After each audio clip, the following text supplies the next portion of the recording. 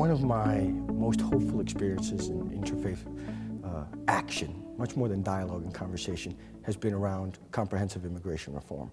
Right here in New York City, a national coalition of interfaith, of Muslim, Jewish, evangelical, Catholics, Protestants of every mainline Protestants, got together and said, you know what, this immigration issue, children, the DREAM Act, this affects us all, independent of our religious and worldview background. And the thousands of people who got together to testify on behalf of undocumented, it moved me. It moves me still. It says we have a shared humanity. So right here, a couple blocks from Columbia University, we had imams, rabbis, nuns, priests, pastors say, you know, there are things that affect us all.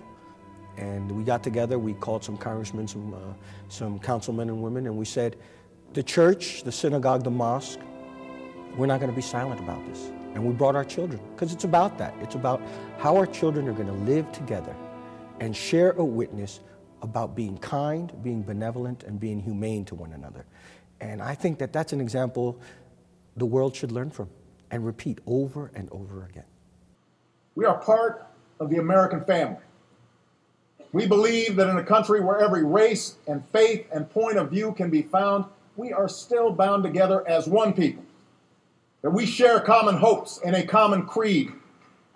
That the dreams of a little girl in Tucson are not so different than those of our own children. And that they all deserve the chance to be fulfilled. That, too, is what sets us apart as a nation. I think that when President Obama spoke at the State of the Union just recently about the great unity and diversity of this great country, I call it the great experiment, you know, this e pluribus unum, or out of many one. I think at the core of interfaith is this ideal to say, hey, we're diverse. Nobody wants to homogenize everybody. I mean, that's not the goal. I don't want to make other people me, or I don't want other people to make me them. That would be, frankly, boring.